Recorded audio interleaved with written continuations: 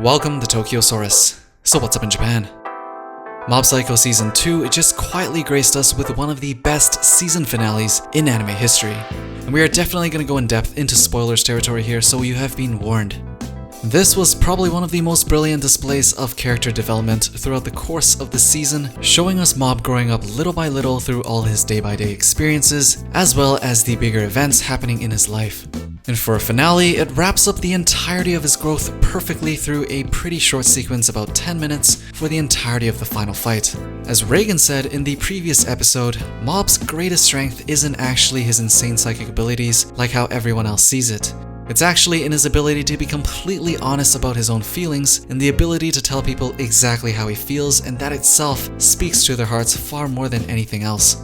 And for a character as strong and OP as Mob, it's hard to imagine him getting out of this fight with just talk no jutsu alone, but surprisingly that is exactly how he ended up defeating Suzuki, at least on the surface. It wasn't through any psychic powers, it wasn't through outsmarting or outpowering him in any way, and in the end, to be honest, Mob wasn't even trying to defeat Suzuki anymore. But let's go through exactly why everything happened the way it did. And let's start with Suzuki. On the surface, he isn't really a particularly interesting character. He wants to take over the world because he has insane psychic powers. He's basically evil to the core, basically cliche BS. Until you realize that Mob or One Punch Man has always excelled in taking cliches, every cliche you can think of in shonen, and spinning it into something far more interesting. Suzuki is pretty much the polar opposite of Mob, very much like Goku vs Jiren. Maybe. Similar in that both of them were born with insane powers, and so gifted that they could literally take over the world if the other didn't exist, but also completely different to the extremes. As Suzuki, once he realized how powerful he was, he isolated himself from the world, including his own wife, and treated everyone around him as tools. He believed that his powers brings him above everyone else around him. Mob, on the other hand, is pretty much the exact opposite. He's completely selfless and even once believed that his psychic powers brought him somehow below everyone else as a human being. And throughout this entire season, we see him gradually come to terms with having his own feelings and discovering what to do with them, and maybe even be selfish from time to time. But the one key difference is that Mob understood that people needed other people to survive. But onto the fight itself, throughout the whole sequence, I'm sure you've noticed it while watching, Mob was going through a wide range of emotions. And we even saw stylistic changes to how they drew Mob's face to further emphasize how drastic those changes were for Mob, which also happens to be pretty representative of the stages of growth he was going through throughout the entirety of Season 2. Starting with the first emotion where we see him sort of unhinged, enjoying the violence, and drunk on his own power, almost in ecstasy. And when he finally noticed it after looking at Ritsu, he realized that he let the power take control of his actions, which is essentially what he's fighting against in Suzuki, who has let his power take over his being. And after Mob realizes this, he also begins to understand Suzuki, because like himself, he was the only one who existed in his world. Nobody else could really understand them except for themselves. Mob understood this feeling extremely well because of the months he spent inside Mogami's world, where everybody who knew shunned him and bullied him, which he almost didn't make it out of. The feeling of being just completely and utterly alone was his domain for a while. And so through this understanding of where Suzuki is coming from, he entered the second state of emotion, and that is sorrow.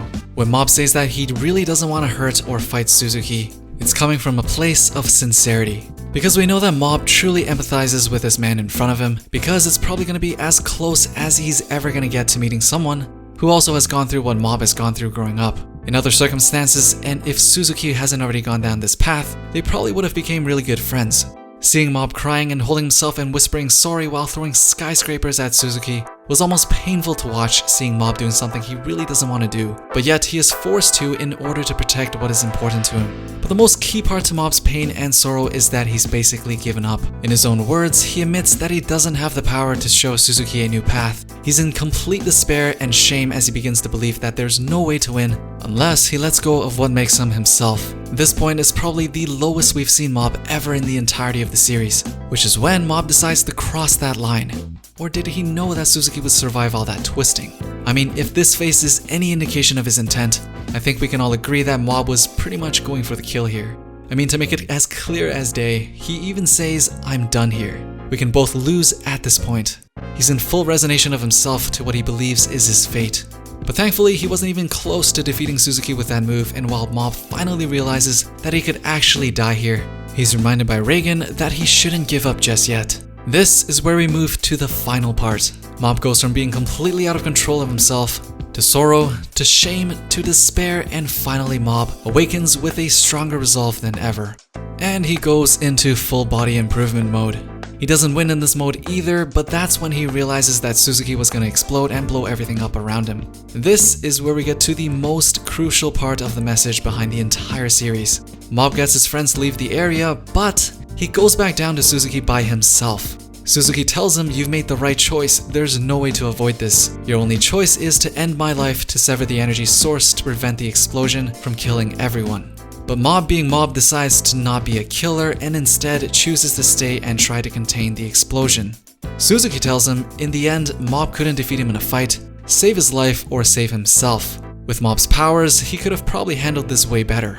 But Mob responds by saying having power doesn't mean everything will just work out for you, which is perfectly fine as long as you're the one to make the important choices for yourself. I am the protagonist of my own life. So in other words, what he really means is that the cards that life has dealt you should not be controlling what you do with your life or the choices that you make in your life. Your true self should always be the one deciding the important choices in your life, no matter what the world is telling you, given you, or taken from you. The key is being and staying true to yourself no matter the obstacles. And that is why Mob has decided to stay down here with Suzuki while he explodes, because to him, he truly wants to help Suzuki while he also wants to save his friends. And so he will follow through his own values to the end, even if it costs him his own life. He's making a choice that he fully understands the consequences to, and that he's able to live with for the rest of his life with no regrets. And that is how we know Mob has truly matured into his own. After this, we see Suzuki's backstory with his wife leaving him while he continues his quest for power. Mob is able to see his past while he's absorbing all the energy, and Suzuki at this point has finally been converted by Mob. So what we have here in the end is the story of a person who at his core is just trying to be a good person despite what life has thrown at him. The good or the bad, he's fighting with all his might to stay true to what he believes in. And this was illustrated beautifully when Reagan did his press conference back in episode 7, when they showed us how the dynamic duel started. Mob was simply entranced by Reagan the first time they met, not because he believed he had psychic powers, which he already knew he didn't, but because to Mob, Reagan was truly and genuinely just a good person. Simply because Reagan took the time out of his day to talk to Mob, who was to him just a random kid, and try to ease his psychological suffering, expecting nothing in return. And from this one meeting with Reagan, Mob was probably inspired to also be a good person, and decided to return the favor to the world just as Reagan did with him. This one simple act of kindness literally changed Mob's life. Yet life will always manage to find its ways to beat us up, throw us down, tempt and seduce us until we stray further and further away from what really makes you happy, as it did with Mob in his fight with Suzuki. And that is what Mob has been trying to figure out with all that life's thrown at him. Which is why I think we all find Mob so interesting. All that psychic stuff is just dressing on the real story. And at its core, it's really just a story about a person learning about himself, and learning to take reign and control of his own mind and emotions, and coming to terms with all the crazy that can sometimes go on inside of us. Before we end this, I think we need to talk about the broccoli for a second. For those of you who actually watches the openings, you should have saw this coming when they had the quick sequence of Mob's heart exploding and somehow turning into a broccoli. This one was from the first opening in Mob Psycho, and no, I'm not even talking about the first opening of Season 2, it's from Season 1. It wasn't random and actually planned, and it's in the little details like these in Mob that makes it so charming. The seeds for the broccoli came from the pocket from his heart, so the metaphor is obvious. And I think we can all agree that having a lifetime supply of broccoli as a consolation prize after your city was destroyed is better than nothing at all. Mob's second season has ended, but that doesn't mean it's the end for Mob Psycho. We already have an announcement for a Mob Psycho OVA, which is supposed to contain original material outside the manga written by one himself, and it's already been confirmed that it's not an April Fool's joke, so you don't have to worry about that. They have more material to adapt in the manga, so it's possible that they can add another season of Mob Psycho, but even so, it's still one hell of a finale for a second season. Anyways, what did you guys think of Mob Psycho second season? What was your reaction to the final fight between Mob and the boss? Did you tear up during any part of this episode? Let me know where you did, if you did, because it seems like everybody had a different part of the episode that gave them the feels.